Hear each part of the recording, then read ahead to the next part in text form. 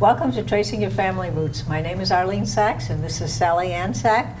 And today we have three guests from the DNA Shoah Project. I'd like to welcome Sidney Mandelbaum. Welcome. He's the co-founder of DNA Shoah Project. Matthew Kaplan, he's the research coordinator, and Janette Friedman, she's a board member of DNA Shoah. Thank you for coming here. Welcome here, and I'm very glad to have you. I think first we better start with, what is the DNA Shoah Project? The DNA Shoah Project is the establishment of a DNA database to help survivors of the Holocaust and their descendants find family that they lost contact with because of the Shoah. So you're trying to match living people with living people. That's correct. Yeah. The project itself is pretty much predicated on child survivors, where they were between the ages of 1 and 10 when the war ended and had no means to find family. Sid, why do you limit it to 10, ages 10? There were some who were older than 10 when well, Wiesel is an example, he was older than 10. Why did you limit it to ages 1 and 10? Many of the survivors that were under that age did not have the capacity of asking questions. Ah, okay. But you would also include the older survivors. We actually have in the database right now people that came to America before World War II that lost contact with family. Sure. We have descendants of survivors that are in their 20s, 30s, 40s, 50s, 60s, and 70s that want to know what happened to their family. You know, it occurs to me that you couldn't do this unless you knew who these child survivors were. Janette, weren't you active, or were you the one who started that organization of children of survivors, or how? I wasn't the person who started it. There were a group of us. In 1979, there was a sea change in America during the recession and the oil crisis, where Holocaust deniers came out publicly to say that there was no Holocaust, and the reaction among the children of the survivors was such that there was a conference in New York that virtually exploded into the second generation movement, which then gave voice to the parents and to the child survivors. You have to say what the second generation is. Second generation is the children of Holocaust survivors, the sons and the daughters. We're not children anymore. Yeah, but that's the name of your organization. Right. It's second generation, and we call ourselves, we have a little shorthand, we say 2Gs, and the movement really came to its full flowering in 1981 at the World Gathering, where the International Network of Children of Jewish Holocaust Survivors was born, and people all over the world began to take up the message of Holocaust education and speaking for our parents. And that's how all these organizations came into being, so that we were able to identify who are the child survivors, who are the survivors, and who are second generation. In those days, there were very few third generation, very few 3Gs, but now we have 3Gs who are as old as 18 already, so it's an interesting concept. Sid, you and Janette both are children of survivors, is that correct? Yes, both of my parents live in New Jersey, and both of them were in concentration camp during the war. Both of them had their families murdered in June 8th, 1942, and met in DP camp in Landsberg after the war. Now, when was this DNA Shoah organized? This was organized in January of 2006. After I had gone online and read an article on an Israeli listserv, which said that 27 remains were found at the extension of the Stuttgart airport. I was curious because the article said they were not German murder victims, they were not German missing persons, so therefore they probably were Jewish victims of the Holocaust. In the article it said that Yad Vashem was contacted, and that's where the article ended. So this was before we all became DNA aware. But you were DNA aware from before that. You've had some That is background true. in this, haven't you? I was blessed to be part of a very early team in the late 1970s and early 80s that developed the first use of DNA for forensic testing. I was at Harvard from '88 to '93, and during that time I headed the American team that disproved Anna Anderson Manahan, a woman who claimed to be Anastasia, from being, and she was not, the daughter of Tsar Nicholas and Alexandra. And you used DNA to show that? Yes, we actually had a hairbrush since she was cremated in 1984. We had a hairbrush, and we took 6 strands of her hair and did a sequence on it and found her not to be the match to Alexandra, whose DNA sequence was in Science magazine in 1993. So now, the question that comes to my mind is, I understand what you're going to do, or what you want to do, and something about why you two started, but why did you start the project? What was the spark, the Stuttgart airport, but you immediately thought we should do something with this DNA and connect it with the children? It was very, very personal. All through my life, my mother has suffered because she does not know what happened to her father, who went into a work camp and disappeared in 1943. My father had 2 brothers who went on a march in January 1945, just before the end of the war, and he lost complete contact with them. And these instances have haunted my parents, and we've heard the stories of maybe they are out there somewhere. Sure. And Matt, how'd you get in on this? Well, I'm at the University of Arizona. I work with Dr. Michael Hammer, and I run for Michael all of the high-throughput DNA testing projects that we do. The high what? High throughput. So when we're What's going to a high throughput? Yeah, when we're going to test thousands or even tens of thousands or hundreds of thousands of people, that's what my group specializes in. I'm sort of a branch of Michael's research team where we are a bit of a DNA factory. And so when Sid came to Arizona and said, we want to do this project, well, a project like this, I mean, to bring together all of the families that were separated by the Holocaust, a project like this is going to involve testing, you know, thousands, tens of thousands, hundreds of thousands, you know, maybe even into the millions someday of either survivors or their children or even their grandchildren.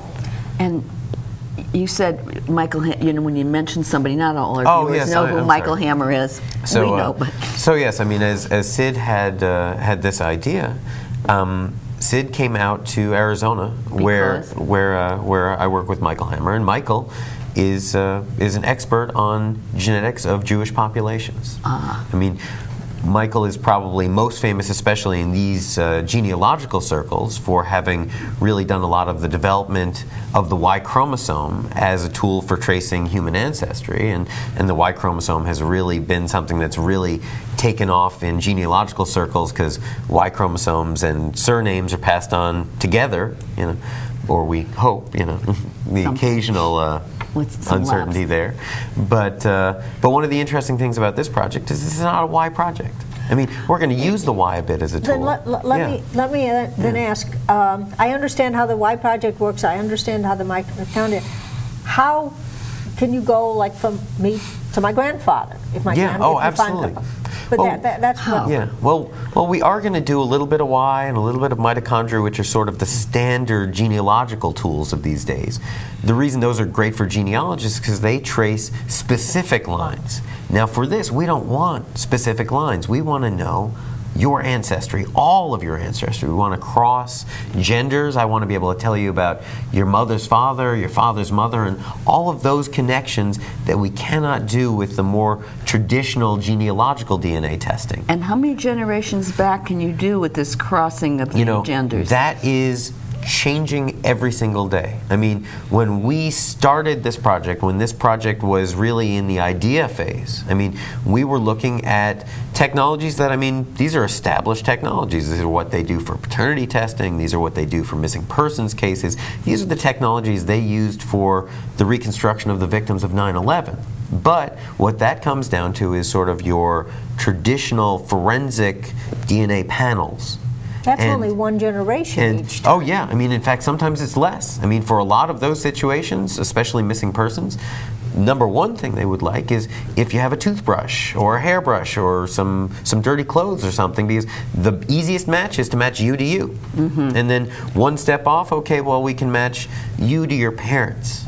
And Right. so that's one generation there. Well, for us, we want to go well past that. I mean, Well the past- Holocaust was... Just two generations Oh, back, if you want. actually, we are trying to push the envelope as far as it will take us. I mean, that is based on, about looking at a little over a dozen places around your genome. And when I say around your genome, I mean the whole thing. And when we do DNA testing for genealogy, we look at the mitochondria. The mitochondria is this tiny, tiny little piece. Or the Y chromosome, the Y is not too big either. The heart of your genes, for genealogical reconstruction, we don't look at those at all. But that's where the forensics community finds all of their places Okay, that they now look. explain in very basic Yeah. language for a Yeah. person who isn't scientific. Absolutely.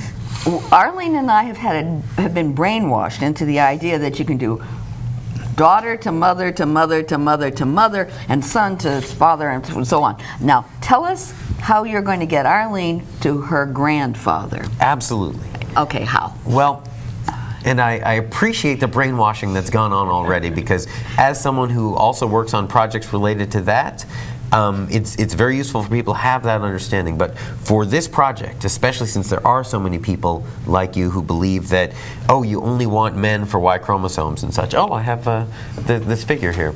Okay. Well, so if you look at me here, I have 100% of my DNA, and as we go to my father, I got 50%. Now, a fraction of that happens to be my Y chromosome, and if we look over to my mother, I got the other 50%. I mean, I am half of mom and I am half of dad. Now, when we restrict our thinking to just Y chromosome and mitochondria, we really haven't even covered really 99%. So it's the rest of your DNA. I mean, the Y chromosome, let's face it, it doesn't do much. That's how come women can get by without one. So the rest of what makes me, me, I got half of it from mom and half of it from dad. And guess what? My dad, same thing worked out for him. He got half of his DNA from his mom and half of his DNA from his dad. And so sort of the way this all goes is that I'm half of mom and half of dad, so I go back one generation, I've lost 50%, but 50% is still there. And I go back a whole nother generation, I've lost another 50%, so now I'm at 25% or a quarter. But once again, 25% is still there. All right, so if you... Go ahead, Arlene. So if you test it, it seems to me you'd have to test an awful lot. Oh, that's what we're pushing. That's when you say, how many generations can we do? And I say, that's a moving target. I mean, this is a field of science that, I mean, biotechnology is blowing up right now. It's amazing. The things that we can do now seemed impossible just a few years ago. And so when I say to you that the marker sets, and when I say marker, I mean places we look in your genome that were used for the reconstructions of 9/11, the ones that were used for are still used for the traditional forensics community, those are great marker sets, and they're great for questions of recent ancestry. But as we want to push further back, well, guess what? We have great agencies of our government, and one of them is the National Institute of Standards and Technology. And they have a group of folks, I mean, they're the same people that decide a gallon of gas is a gallon of gas, but they have a human identification team. And their human identification team has been working to expand the number of places that we can look in our DNA, which makes projects like this possible. They are about to release 3 times as many markers as we can use today. Okay. Here's my question for Janette and for Sid. If there's some DNA, I get let's pretend that I know that I'm a grandchild of a survivor, and I do my DNA, and if you find that I match somebody else, but not exactly, we're into I want to know, with this 25%, we both have this 25% thing. Walk me through how it would work, that I could maybe know that another person and I had the same grandfather. Can you explain that to me? I can attempt to. Okay, please. The groups that we are looking to help are groups that in most cases, think that they've lost contact with someone. Okay. So we already have a smaller world than the entire population that is not looking for anyone. Right. Put into that mix the parts of the world where the person was. If they were a child survivor, then we're looking for people possibly that were in Poland, possibly were given away as a baby in Romania, in Hungary, in Czechoslovakia. We have a place in the world that we're starting with. So we are already separating a lot of the extraneous matching. Now we go and we drill down one more, and that is the ages. We are looking specifically for people that were born, let's say, from 1920 on. So that, again, separates another layer. When we go through the matching itself, Okay. it's the matching that will show us the correlation, because we have faith in the marker locations that we're looking at. Okay, so then, again, assume that I am a grandchild of survivors, and I donate my DNA, and Arlene donates her DNA. And let's pretend, for argument here, that Arlene and I had the same grandfather. What report would we get back from you guys that would say you and Arlene are related because you have the same grandfather? Well, it won't necessarily say, and that's the big difference between going for what we do with genealogists. Now, for genealogists, we can say, it's your grandfather, because we know we're tracing a Y chromosome, Right. for example. Now, with this, what we give up and why these tools aren't that useful to the more traditional DNA genealogical is we can't tell you how, through who you're related. We can't tell you via which ancestor, but we can tell you for certain that you are related. But within a certain number of within a certain number of, well, generations? Generations, sort of. I mean, it becomes one of these things that within a certain percentage of your genome, because once again, back on that chart, I'm 50% related to my father. I'm also 50% related to my brother. Okay. And so they're different 50%s actually, but I can tell sort of within sort of a genetic neighborhood, we'll almost say. I can tell within a genetic distance. What's that the letter going to look like that I'm going to get? What's it going to say? Well, actually, one of the things about this project is that we're not going to give you a report, so to speak. This is a project where we are very, very concerned with the confidentiality of all of the participants. These people are in this. This is a humanitarian effort. Forensic style reconstruction. We're not sending everyone out their genetic results. What we are doing is we're putting people into a database, and that's a bit of a misstatement. It's actually two different databases. We have one database that is solely the DNA results to a sample code number, and a separate database that is a sample code number to who this person is. And those two databases have no electronic connection at all. Okay. So when the matching software comes up and says, these two samples are related, then we will look up the numbers of who these people are, and they're going to get a phone call from us, and we're going to say, listen, guess what? We have a match. We'd like to make an introduction. Are you both still comfortable with meeting one another? And then when I say, okay, I get this phone call and you say, we have a match, I say, a match? What do you mean a match? Yeah, and I'm going to say, we have someone that is, the equivalent of a cousin. And then or a sibling, hopefully. So then it becomes up to the people who get the phone calls to well, along that, it's actually a fairly familiar story, I think, to your audience. I mean, what Family Tree DNA and other groups like that have done is, wow, your Y chromosomes match. Here are your emails. Call each other up. Okay.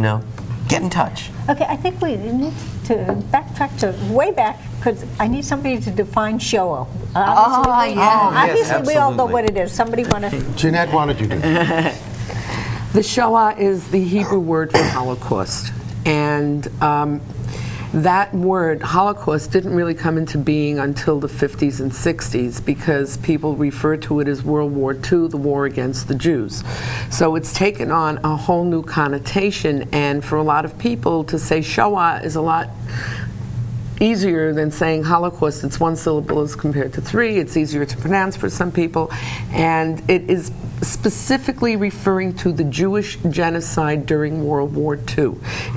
You can say that there are other genocides, but people in the survivor community get very offended if you try to say it's a Rwandan genocide or a Bosnian genocide, Bosnian Holocaust or Cambodian Holocaust. The word Holocaust for us means the Jewish genocide during World War II.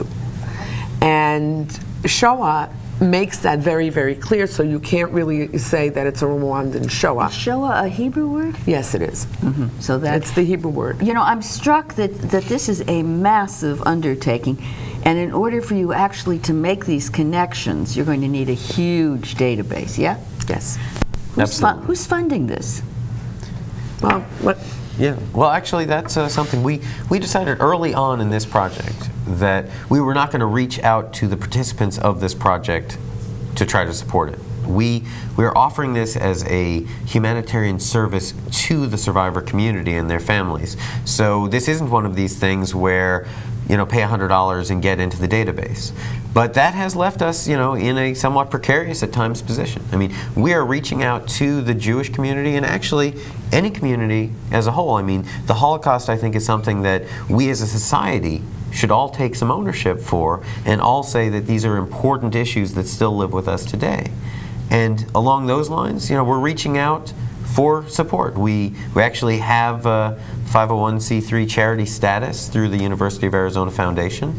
And people can, and I honestly encourage them all to support the DNA Shoah Project. You started this, Sid. Somebody watching says, okay, that's a great idea, I want to donate. Tell them how you're going to do it. They could go to our website, dnashoah.org. Mm-hmm. On the website, there is a tab that says to donate. And all they need to do is contact us, either snail mail, where they could send a check and the location is there, and they could also call us if they want more information. The reality for us is that this is a massive project, but it's for a definitive group of people that will benefit from it. Mm-hmm. And the funding that is needed is really to continue the project, as the project has 3 windows. First window is to try to get as many survivors as possible, as they're closest DNA-wise to their family. Right. The second window is really for people that are in their 40s, 50s, and 60s, who are the children of survivors, and we have a window of probably 15 to 25 years with that group. And finally, the third generation are in their teens to 30s, and we probably have a 50-year window with them. Window meaning that collecting DNA. Time to collect, yes. And this project will go on for many generations because, as Matt had said, the markers are going to become more exquisite or more defined in their ability to help in the identification. And families are not going to disappear. They'll only grow. And I know that when you speak about how you feel if you don't have a lot of family, you had alluded earlier that someone had said to you they felt like a speck of sand on a beach. Right. Well, we feel that because I could speak for Janette and I. We lost so much family that the consequence of finding more family is like finding jewels. It's an amazing feeling. It really is an amazing feeling because one of the things that we do at one of the organizations that I work for, which is the American Gathering, we do a lot of searches. Mm-hmm. People send in all the time. Did Joe, Chaim Yankel from Bialystok is looking for Sura Rivka from Oishmani or something like that. And does anybody know anybody? And we post these things, and we've come up with people who haven't seen each other in 73 years. So when people are looking for brothers or sisters, we often have stories that through the media and the net, they've been able to find each other either in Israel. Sisters find brothers. There was a recent story a year ago in Israel where a sister and a brother who hadn't seen each other in 60 years were reunited. These are precious moments for the entire family. It's like almost a rebirth, an emotional rebirth for them. There's one other that I think could be spun off from this, which is sometimes some people are going to discover who they are. Meaning that I remember a woman in Israel who didn't know who her parents were.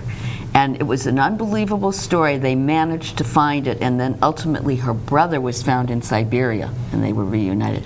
So the children that were given away, and they don't know who their parents were, that kind of thing. Particularly, I hope that we will be able to get into Poland, particularly in Poland, where we have received a request, for example, from a man who was abandoned in the streets of his town because his parents knew they were being deported, and they hoped a Gentile would take this child in, and that's precisely what happened. Now this man is 60, 61 years old or older. He doesn't know who he is, but he does know he's a Jew. Now, we know from people who travel around Poland who are survivors that they're constantly approached by people who say, I don't really feel Polish, I don't know, but I think that I'm Jewish. This is, you know, all over Europe there are many people who feel that way. They would be an excellent source for scrapings because those are the people that the people here may want to find. When we founded our group in northern New Jersey in '79, my co-founder's mother had given his sister away. She, by the time she died, had still not yet been able to locate that daughter. So this project would be, you know, I would go knock on his door, give me a sample. Okay, we're down to just a few seconds. You also were going to said something about using it for high school science. Oh, yes. You've got 30 seconds to tell me about it. Well, you know, this is a really interesting opportunity because Holocaust education has generally been reserved to literature and history and those disciplines. And one of the other, you know, directions that we are bringing this project, one of our other missions of the DNA Shoah Project, is to launch the first science-based Holocaust teaching curriculum. And we actually have the first version, our first unit, our first module, that either is right now or is about to be posted on the internet. It is free for download, and it teaches about the Holocaust in a science, forensic science curriculum. And we put that together with Holocaust survivor testimonial and the science of doing these reconnections. Well, thank you very much. This has been really very, very interesting and something we didn't know the details about at all. Thank you for coming. Well, we appreciate the opportunity and your interest in our work. Thank you. Thank you. Thank you.